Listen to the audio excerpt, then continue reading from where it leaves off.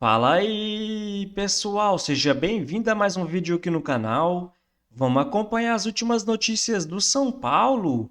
Trago atualizações para vocês do Mercadão da Bola do Tricolor e vamos ver a análise dos comentaristas sobre a vitória do São Paulo de ontem contra o Náutico. Então, sem mais enrolação, vamos pro vídeo. Bora falar agora sobre o São Paulo com informação exclusiva. Carlos Vinícius está livre no mercado. Centroavante brasileiro de 30 anos de idade que defendia o Fulham, o contrato dele se encerra agora em 30 de junho e já está definido que ele não fica no futebol inglês. Mas Carlos Vinícius quer jogar no Brasil e hoje 3 clubes brasileiros já demonstraram interesse. São eles o São Paulo, o Grêmio e o Botafogo. Foram consultas feitas ao empresário do jogador, o Flávio Ribeiro. Pouquinho de tempo atrás, o Sport e o Vitória também quiseram entender as condições do negócio, se assustaram com as cifras e saíram de cartaz. Dá para dizer que o São Paulo tem chances de contratar o Carlos Vinícius? Haveria a necessidade de uma grande composição. Mesmo estando livre, o Carlos Vinícius chegaria a um custo acima de R$1 milhão por mês, entre salários, direito de imagem e luvas, como se refere, ou como a gente costuma se referir ao prêmio pela assinatura do contrato. Hoje, o São Paulo não tem condição financeira para fazer grandes investimentos e precisaria contar com uma ajuda do Carlos Vinícius nesse sentido. Tricolor que busca um centroavante desde a lesão do Caleri. Só para completar, se você não conhece bem o Carlos Vinícius, jogador que sai muito cedo do Brasil em 2017 e faz sucesso especialmente em Portugal. Primeiro pelo Rio Ave e depois pelo Benfica, onde foi artilheiro do Campeonato Português. Também esteve no Tottenham, no PSV, no Fulham, no Galatasaray. Jogador de 30 anos de idade, que quase virou reforço do Red Bull Bragantino em janeiro. Entre Carlos Vinícius e Red Bull estava tudo certo. Na última hora o Fulham acabou por melar o acordo. Agora, livre do contrato, é ele quem escolhe o seu futuro. Queria registrar ainda que o São Paulo, na noite dessa terça-feira, confirmou a classificação para a fase de oitavas de final da Copa do Brasil ao vencer o Náutico por 2-1 nos aflitos. Vitória por 2-0 até o finalzinho da partida, com gols de Luciano e Rodriguinho. O Hélio Borges descontou no finalzinho e agora o São Paulo tem R$3.600.000, além da garantia da passagem para as oitavas. Náutico 1, São Paulo 2. O São Paulo está classificado para as oitavas de final da Copa do Brasil. E, rapaz, não foi tão difícil, né? Que foi dramático, nada disso. Mas foi duro, porque gramado pesado, o jogo meio louco, gol logo de cara, expulsão. Aí o Ferrarese dá uma paçocada inacreditável, uma expulsão ridícula, quando estava tudo sob controle. Venceu, 2-1, venceu o São Paulo, até o Rian entrou em campo. Quero destacar o grande jogo do Oscar no corneta, Arnaldo. Deixa o menino jogar um pouquinho. Não entrou tão bem, né? Tudo bem, pô. Também, teve gente que não entrou tão bem também. Deixa assim. Não, acho que os outros entraram melhores. O grande jogo do Oscar, muito bom jogo do Oscar, do Luciano também, e do Enzo, que eu quero casar com o Enzo. E vamos em frente. Quero saber de vocês todos o que vocês acharam, e você também, Arnaldo. Gostou, adorou, deu pro gasto, não gostou, ou foi um lixo? Salve, Tirone, salve, galera. Eu gostei bastante. Eu acho que teve São Paulo encarou o jogo como tinha que encarar, com uma mobilização muito grande do Náutico, a torcida, a festa incrível que fizeram antes do jogo, cara, impressionante. Era o jogo não era o jogo do ano do Náutico, era o jogo dos últimos anos, né? O Náutico não tinha um jogo desse tamanho há muito tempo. O campo pesado, chovendo o dia inteiro. Eu acho que o São Paulo encarou o jogo desde o início de uma forma séria, encarando as partidas, né? E se não fosse dessa forma, ele não estaria com 16 partidas, tendo perdido só uma na última bola do Palmeiras, né? Então é uma característica do time. Eu estava até falando no 3Z antes, quando saiu a escalação, eu não me surpreendi. Eu achava que ia ter Ferrarese e Cédric. Aliás, essa é uma situação que, mesmo quando você perde um jogador, você não precisa fazer uma substituição, né? E acho que foi isso que aconteceu. O Ferrarese foi completamente bobo mesmo, o jogo estava ganho. E daí deu o ar de dramaticidade. Mas a escalação, eu fui resgatar, eu falei, eu já vi essa escalação em algum lugar. Ela foi idêntica à semifinal do Palmeiras, o gol da piscina do Vitor Roque, com exceção da dupla de atacantes, né? Porque o Lucas e o Caleri não estavam e a dupla foi André Silva e Ferreirão, né?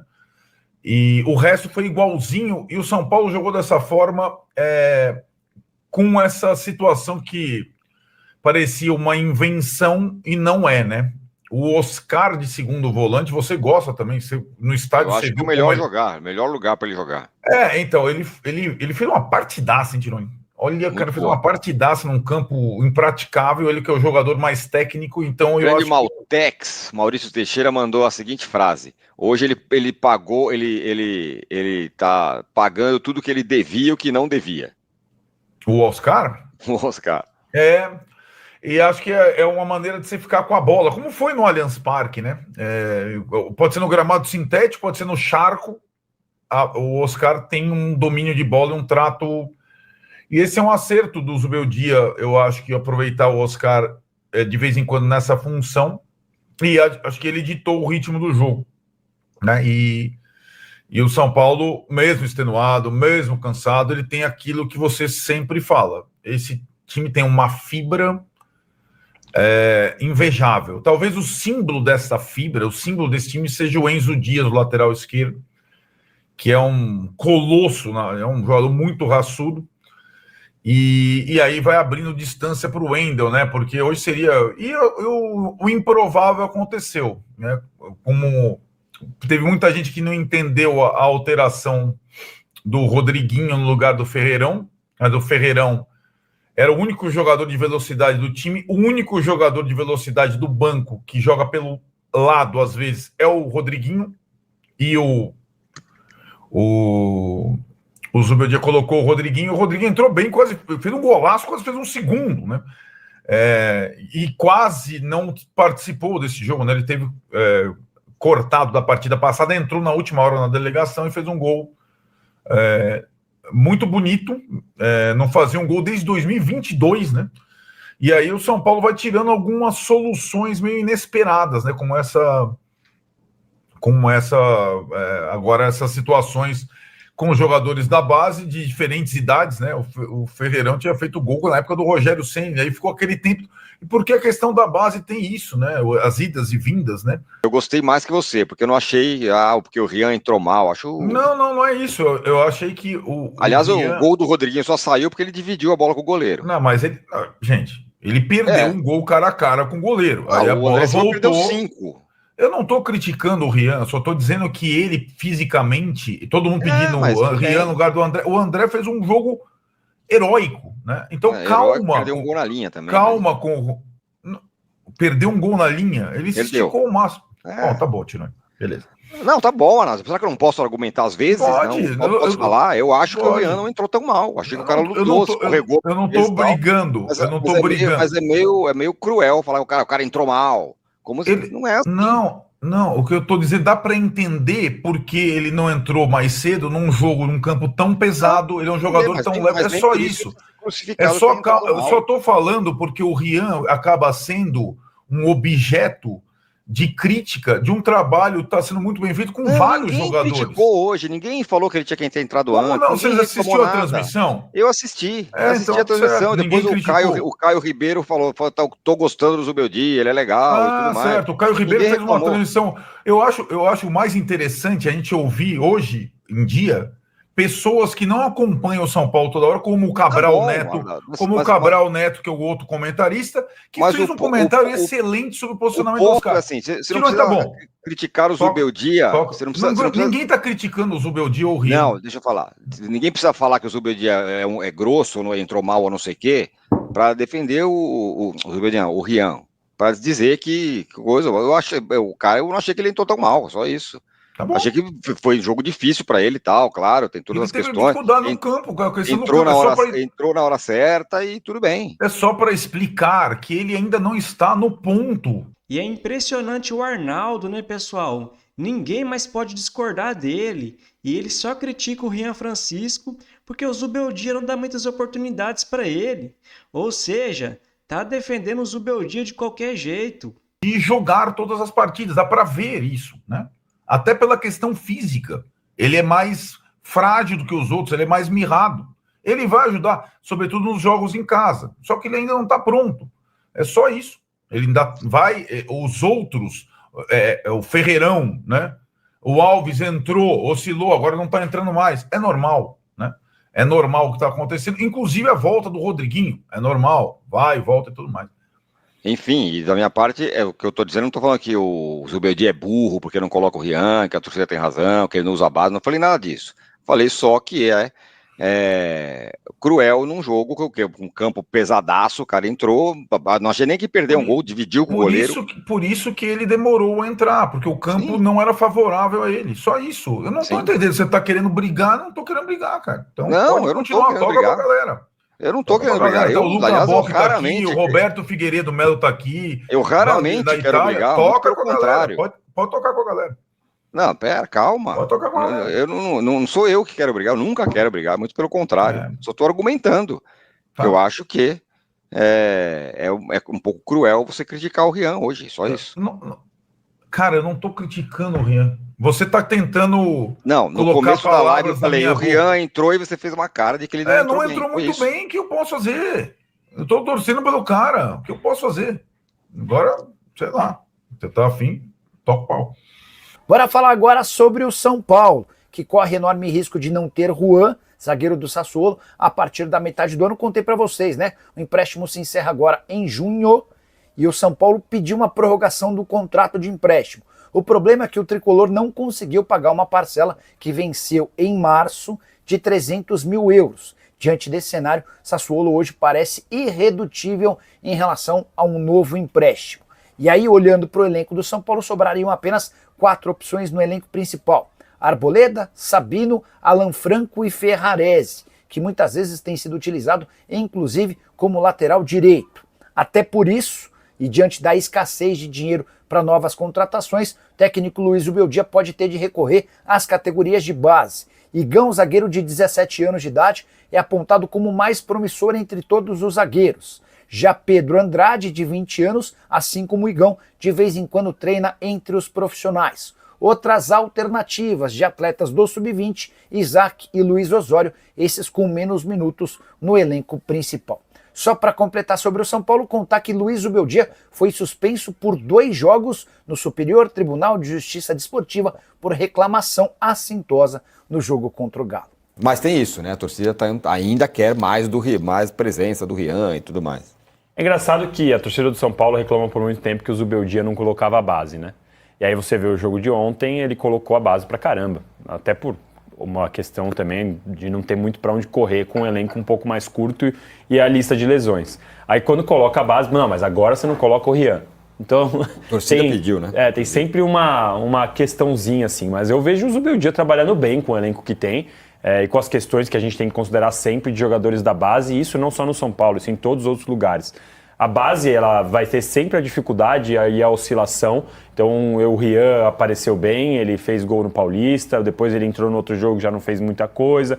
E essa oscilação é natural. O próprio Alves no São Paulo, o próprio Ferreirão no São Paulo, são jogadores que fizeram 2, 3 jogos bons, depois somem um pouco, e é completamente natural. A questão é que o São Paulo não tem gordura para queimar. O São Paulo não tem como falar que o jogador da base é a terceira opção, como acontece no Palmeiras, no Flamengo, em times um pouco mais organizados, quando, em algumas ocasiões, né, quando você consegue rodar. Ultimamente, Palmeiras e Flamengo têm até colocado os garotos como primeira ou segunda opção, dependendo da lista de lesão também.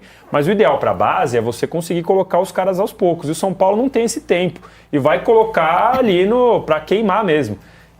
Então, ver o Rodriguinho, que eu falei, foi lançado lá em 2022, fazia 3 anos que não fazia um gol, fez o gol ontem.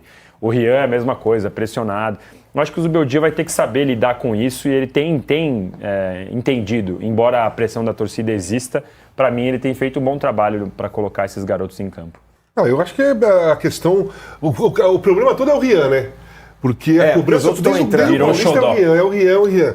Enfim, beleza, eu também acho que o Rian merecia ter jogado mais lá atrás.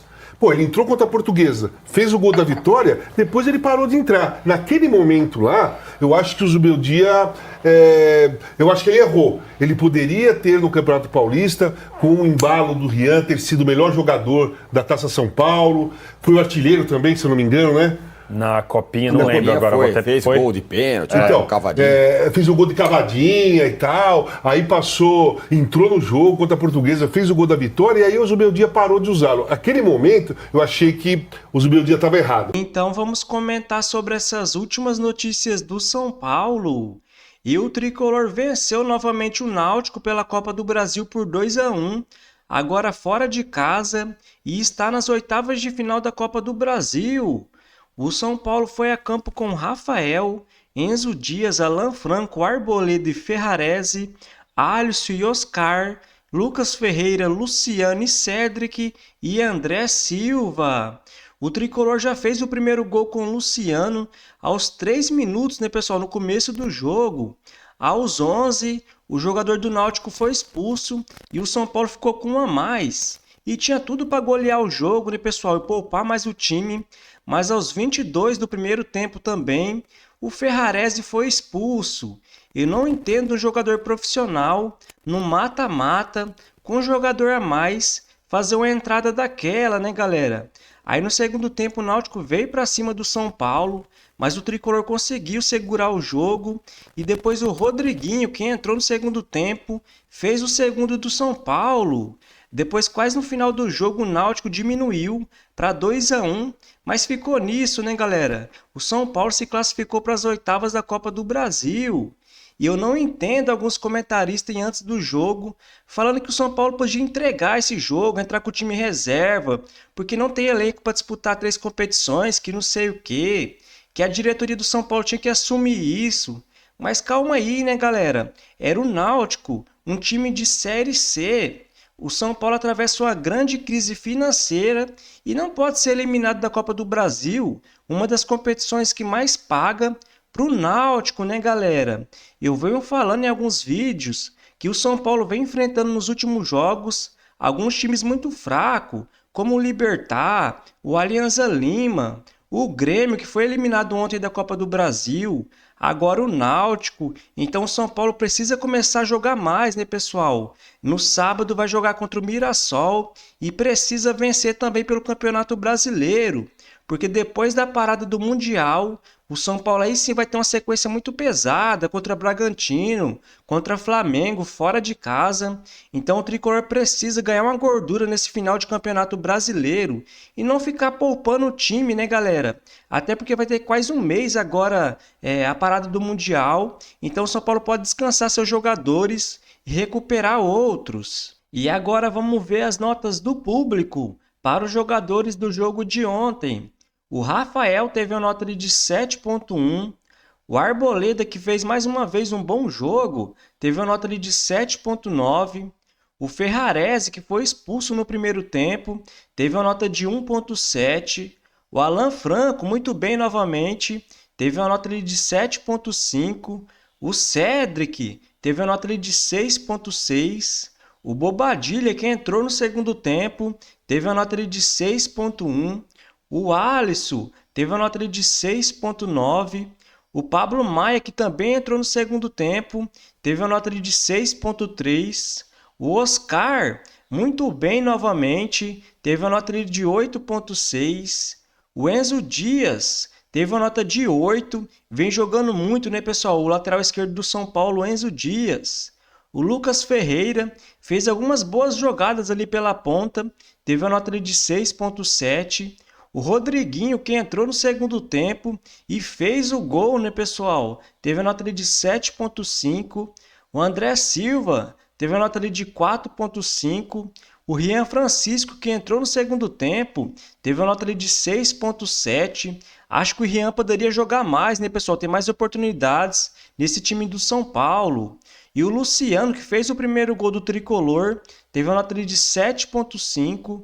O Juan teve a nota de 6.3 e o Luiz Ubeldia teve a nota de 7.5. E após essa vitória contra o Náutico e se classificar para as oitavas de final da Copa do Brasil, o Tricolor volta a campo neste sábado, agora jogando em casa contra o Mirassol pelo Campeonato Brasileiro. Depois, na terça-feira, dia 27, também vai jogar em casa, agora contra o Talheres, pela Libertadores. depois vai ter 2 jogos pelo Campeonato Brasileiro, antes para a parada para o Mundial de Clubes. Vai jogar fora de casa contra o Bahia no dia 31 e vai jogar em casa contra o Vasco da Gama no dia 12. Então é muito bom o São Paulo ficar bem posicionado, porque depois do Mundial de Clubes vai ter 2 jogos pesados fora de casa pelo Campeonato Brasileiro. Vai jogar dia 12/7 contra o Flamengo e no dia 16/7 contra o Bragantino. Então essa é a sequência do São Paulo nos próximos dias. Então se você curtiu o vídeo, deixa seu like, se inscreva no canal e até a próxima!